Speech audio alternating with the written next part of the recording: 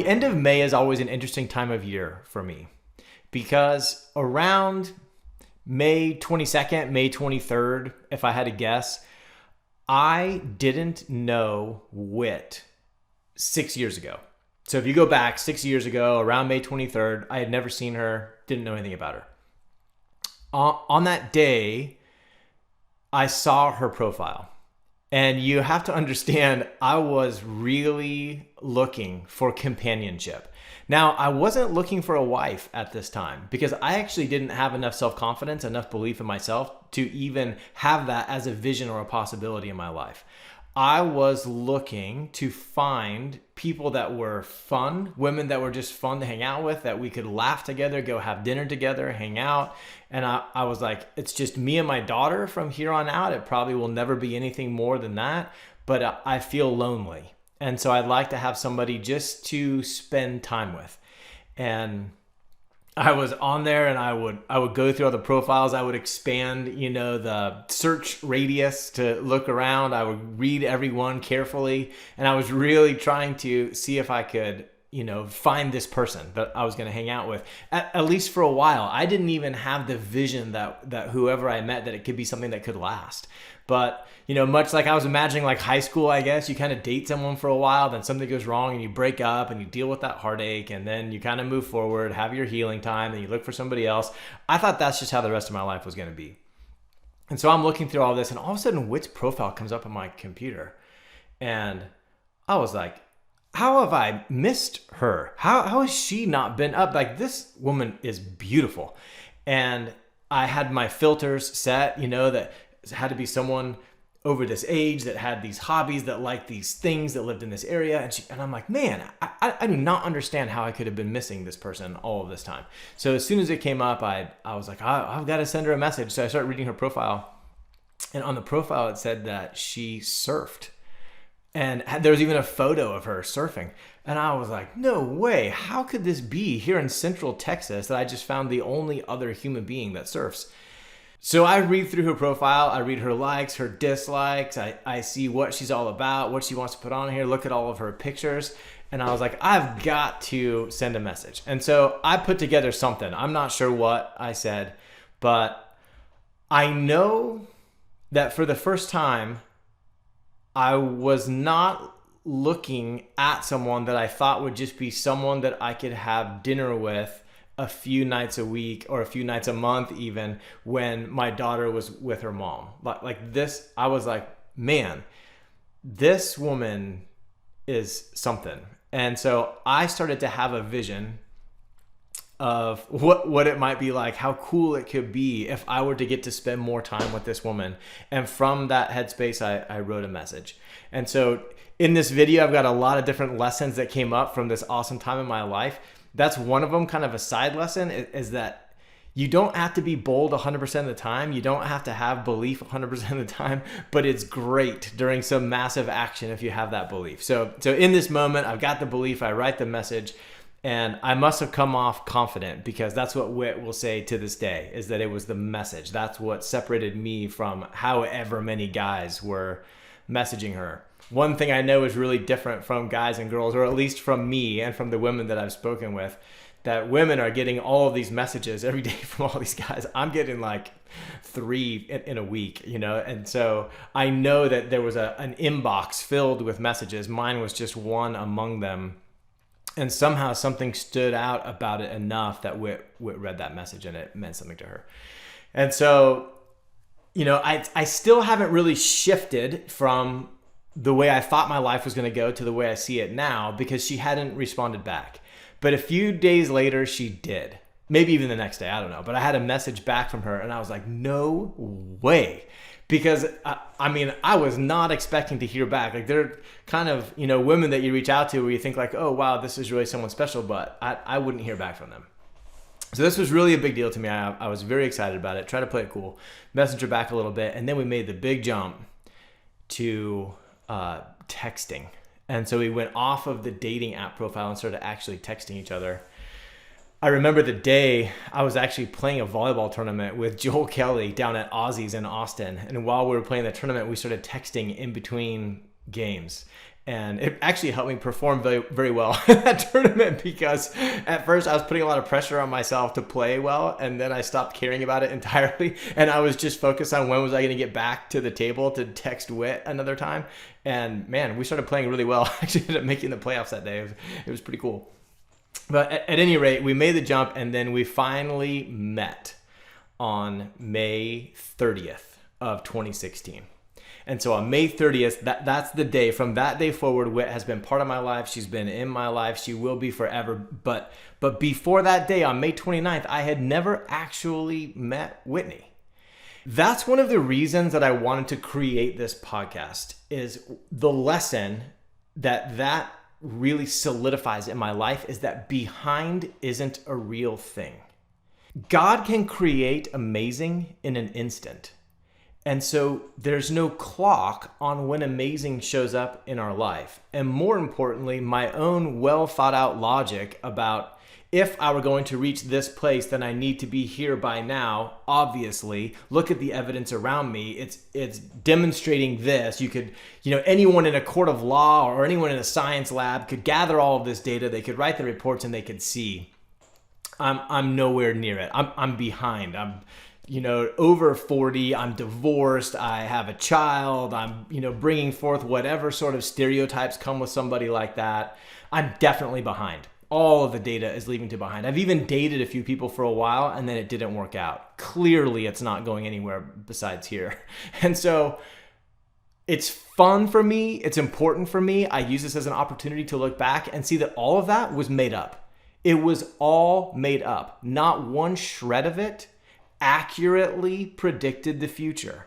And it's really important for me to see that. Behind is fake. It's not a real thing. I don't actually know enough about the future to say whether or not I'm behind at something. Now, I can be logical and I can have my formulas and I can have my graphs and my Excel spreadsheets, and I can really convince myself that I'm being logical about how I'm analyzing this data. But at the end of the day, I was dead wrong. I thought it wasn't going to go anywhere. It did go somewhere. I wasn't behind. I was right on time. And so that's my first lesson, and the encouragement I wanted to offer you is that you may be living your life suffering from a story that you're behind, that other people are ahead of you, that you should have been somewhere different by now. And it really brings me peace to remind myself, I don't actually know enough to know that. Following right along with that lesson is this idea that I've observed that I always think the present is the end. That where I am right now is either the mountaintop or it's not the mountaintop. And so I either made it or I didn't. I look back at my life, my past choices, and I tend to think that all of my decisions, all of my choices, all of the events of my life were leading to this. And the present becomes oftentimes really heavy because it's the measure by which all of my past is evaluated.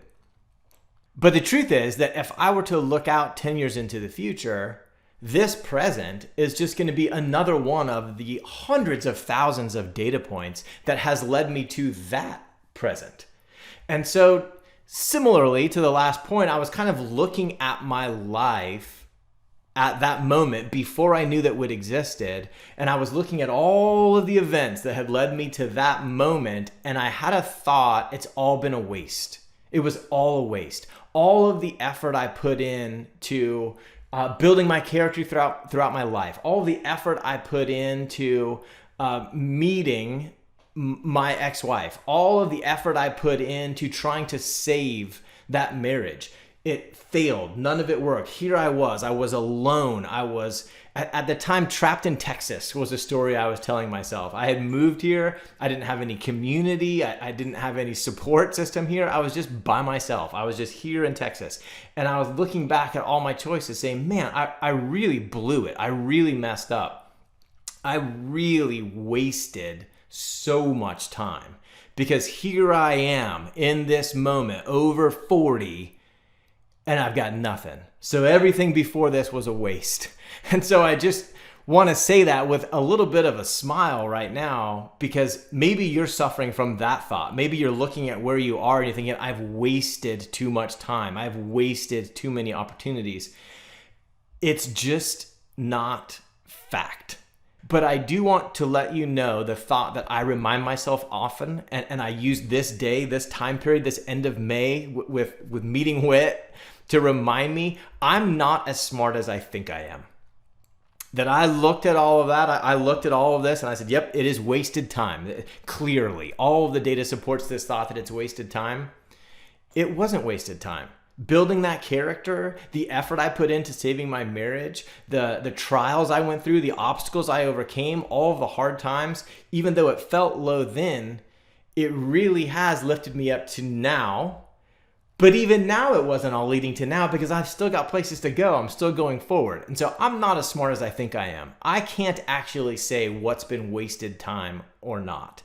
And so I really want to be choosing how I speak to myself about that in a way that's not kind of bringing me down all the time.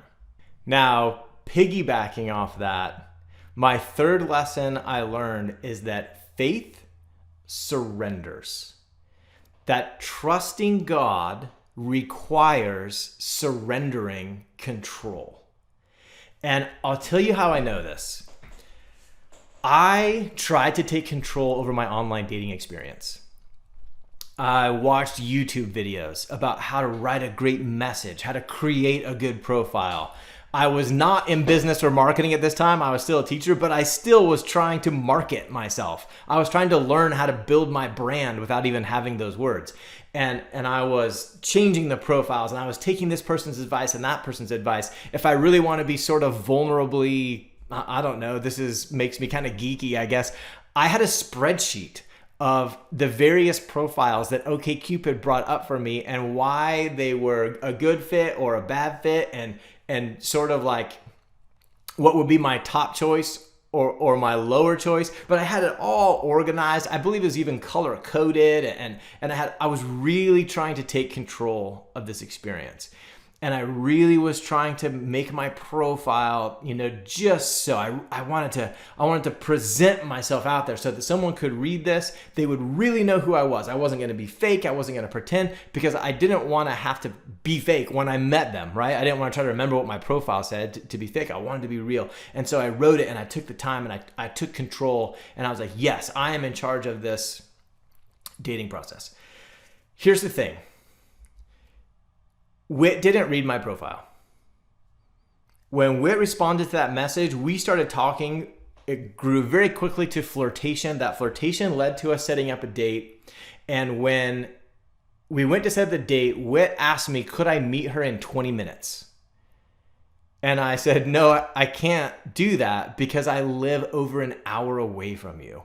She didn't even know that. She didn't even read my profile enough to know that I didn't live in the city that she lived in. At that time, she did not know that I had a child. She didn't know about my daughter, Paige. It was in there, I wrote it, but none of it was read. If she had read those things, she would not, these are her words, she would not have responded to my profile. If she had known those two things, that I lived in Belton, not Austin, because she was never going to live in a small town again. And if she knew that I had already had a kid, I would have been immediately checked off the list. Not even a possibility. But that's the thing. God was putting us together. Not me, not Whit. She had standards that she was going to try to read. I had standards I was going to try to read. We were both going to present our profiles. We were both going to go after it. But Whit doesn't even surf. She had only surfed 3 days before she wrote that profile. And it was her first time. And she really had no real intention of surfing again.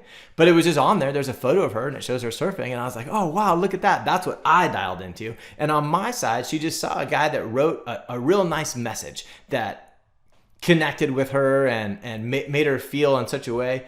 And where I thought I was listing all this out on my profile, that's what was going to do it. That's what was going to bring her in. None of it mattered. And so at the end of the day, this is the lesson I try to take away from this part of the story.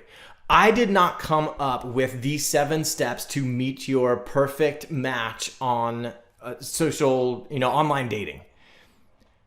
What I did learn is that I prefer to be bold, that I like taking bold action. And that when I see someone like Whit, I actually do want to be bold. And I don't want to be trying to evaluate, okay, be bold and take advantage of every opportunity. I actually don't really like that that phrasing or that mental framework, because it expects me to know what's an opportunity and what's not. And the truth is, I don't know.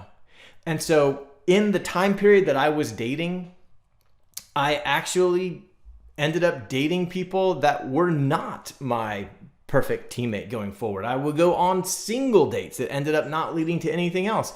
I would go on multiple dates that would end up being something that we had to break off and have tough conversations. Like all that stuff happened in my time window, but they all led me to this habit of saying yes, this habit of going for it. And that habit of going for it showed up well when Whit showed up, and it turned out it was an opportunity, even though I didn't know it was an opportunity before I pursued it. The last lesson that this day reminds me of, that it reinforces for me, is the value of mindset work, and specifically the thoughts I choose to keep. Because now I get to talk to Whit about, what were you thinking that first day? What were you thinking when we met that time? And she says that one of the things that blew her away over all else is that someone could be divorced but not bitter. She said she was shocked that I wasn't bitter, that I wasn't harboring resentment for the hand I had been dealt and the life that I had been living in the recent past. And it really drives home this point that the growth that I was doing that seemed to be wasted when my marriage fell apart and I was living in Texas alone, it seemed to be wasted. That growth is actually what attracted Whit. It came from what I thought had been wasted, but I was pursuing a mindset. I was doing my gratitude journals in that time. I was learning. I actually got coaching. It was the first time I had ever received any coaching. Not really one-on-one. It was sort of a group program, and it was pretty low touch. But it was the first time I had heard a life coach, and I kind of got into this idea of like, oh, I can have some authority over what I think. These are the things I choose to think. I thought that my beliefs were wrong. Actually, I was kind of dealing with the disappointment that came from being wrong because my marriage had failed, not knowing that in the future, that same growth is what was going to attract Whit first. The other aspect I see when I look back at sort of that time period and that process is that my confidence comes from my self-talk only. There's nothing else. There are no events, no circumstances, nothing that can go on in my life, no accomplishments, no achievements, not even obstacles I can overcome that can give me confidence if my self-talk won't allow it. Anything. I mean, imagine the greatest thing that could happen in your life if you have a thought like, well, I just got lucky. I couldn't do it again. Well, you have no confidence then.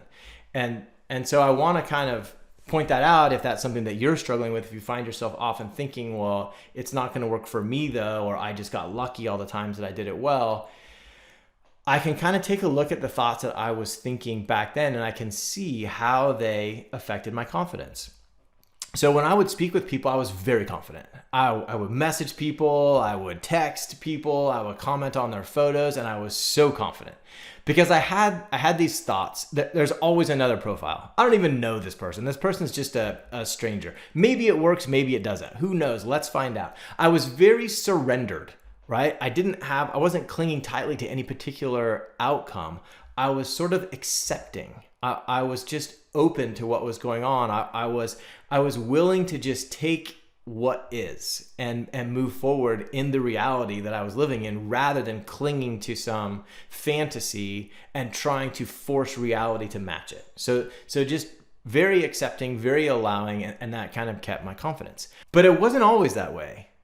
I also had thoughts where I would be walking around the grocery store and I would see a couple, I would see two people, and maybe I'd even have some judgment about them, about sort of like how big they tried to live their life versus how big I had tried to live mine. And I would say to myself, man, look at them. They are making a marriage work and I couldn't. And that, of course, is going to bring me, quite low in my confidence as I look around and I'm like, everyone else knows something that I don't. Everyone else is qualified in some way that I'm not. Somehow I'm missing this one piece that other people seem to have. And all of the things I pursued in my life that I thought would give it to me didn't. And I start talking to myself that way, that confidence comes way down. Now, of course, I didn't know any of this. I mean, I don't know about any of the results in their life, about what events have happened, their circumstances. I had no basis to judge any of this on. But that's kind of the point, that we think that confidence comes from, sort of having these events or circumstances that we can use to build our belief in ourselves or to have evidence that we're worthy in some way. But the truth is, it's only what we think. There's nothing else that determines this besides what I think. And if I'm looking out going, man, I'm missing something, I'm the only one around here that can't do this relationship thing, that's not going to build much confidence. So then Whit comes along and we start talking, and I kind of, I'm used to being really just confident in talking with the various women that I spoke with on the dating websites. And suddenly I started to realize, oh man, this matters. Like, I really like her. I could blow this. If, suddenly I thought my life didn't have many more opportunities in it. And here's one. And I could really mess it up. And all of a sudden my confidence was going down. I started to focus on how I could blow it. Oh no, I thought I was out of chances. Here comes another chance. And already I've got a chance at ruining it again. I'm going to be right back where I was. That sort of talk kind of led me to feeling unconfident, which is not how I wanted to show up in a relationship. And so I actually quickly tried to turn to some different thinking. I did not try to build myself up as, oh no, I'm the best catch there is, I'm the greatest guy, because I didn't believe it. I believed I was old, I had baggage, and I wasn't really a great catch. However, thank God, the experience I'd have in both sports and adventure, I understood the idea of going all in, of being willing to get it wrong. I was comfortable with risk. And so the thoughts I started gathering for myself were, I would rather deal with the pain of losing someone like Whit, of losing what seems to be an opportunity like Whit, even if it was just for today. Even if this relationship only lasted 2 weeks and then I was heartbroken for the next 2 years, worth it. I'm willing to do it. So that's one thought I could grab. I was like, hey, this is worth it. Another thought that came in was, I would rather end up in the ER than not show up all in this moment right now. And where that's coming from is the idea of, like, snowboarding is actually what comes to mind. And you feel like you're about to fall and you kind of have a choice. Do I try to recover or do I kind of give in and slide? Do I take the easy fall or do I try to hold on knowing that that's going to make the fall much worse? And I had already, again, thank God, built sort of this mentality of an admiration for people who take the hard fall. And so I knew that the people who I admired were the people who take the hard fall. And I was like, I would like to be that guy. In this case, I would rather show up all in and take the hard fall than lay up, than sort of take the easy way out and experience less pain. The other thought that I liked was that I already knew what life was like without Whit. I already knew. And so my worst case scenario was sort of going back to the life that I didn't want. I already knew what that was like. So I'd like to pursue something different. And something different is going to require me stepping forward and taking this risk. And so that's one I just kept coming back to. Honestly, it's one I still come back to today, even in our marriage. It's not like all the fear goes away just because you're married and the marriage can't end. Shoot, I've had one end. But whenever it comes down to anything tough, I always say to myself, look, Jake, you know exactly what it's like to live life without Whit, and you know what it's like to live life with Whit. With Whit is always worth pursuing. Always worth pursuing. Whatever the risk is, it's always worth it. And so when I start seeing myself as the kind of person who's going to go for it, the kind of person who's going to try to hold on to that turn when he's snowboarding, even if it sends him into the ER, when I try to look at myself as a person who's like, I'm going to be present, I'm going to be all in, I can feel confident. I can have an admiration for myself that is separate from how great I am, from how many accolades I have, from how many boxes I could check on a woman's, her ideal profile for how handsome and dashing and wealthy and tall and strong and tan, with great flowing hair. Like, my confidence gets out of that. and my confidence gets into this idea that I'm willing to be in the arena, that I'm going to be bold. I'm going to go for it. I'm going to be all in. I'm going to take the risk. And I'm like, yes, I like that guy. I admire that guy. And all of a sudden I feel the confidence rise back again. I say that to you just in case you find that you have arguments with yourself about you not deserving to be confident or lacking access to confidence because you have a list of ways that you are not enough or not good enough. Your self-talk is the only thing that will give you confidence. And so you are allowed to talk to yourself in any way you want. And I promise there is a way to focus on you and who you are. And I don't mean some sort of like cheesy checklist of the good things about you. I mean really saying, but I admire that in the circumstance I'm in, the events I'm in, the life I'm in, the situation that I'm in, whether good or bad, or whether I feel like I caused it or it happened to me, whatever it is, I can admire how I show up in that. And the more that you focus on that, the more you'll find that you show up in that way. And when you do that, the good things tend to happen, because the truth is I'm living my best life right now. I can go back and look at all this time. I love doing it. I love doing it this time of year. I love remembering late May. I love remembering that 6 years ago, I never thought any of this was possible. And right now I even have the added benefit of saying, wow, if I could go from where I was to where I am in 6 years, when I look forward into the future, 6 years down the road, there are no limits to what can be accomplished, because all I'd have to do is what I've already done. So I hope you enjoy that story. I don't know if I left anything out. If you have any questions about the story, I love talking about it. I love talking about how Whit and I met, first dates, all that stuff. It was a blast. It was so fun, such a good time in my life. But at the end of the day, it's really a time of the year where I love to look back and reflect and just remind myself of these sort of like core pillars of mindset that I love having me pushing forward today. Hey, thanks for watching this episode of Ask Steadfast. Whit and I are super excited to use this avenue to sort of spread our message. And so it would mean a ton to us if you'd subscribe to this channel. Additionally, if you have any questions you'd like to see addressed in future episodes, whether serious or funny, we'd love to see those in the comments. So leave that in the comment below, and we'll see you in the next one.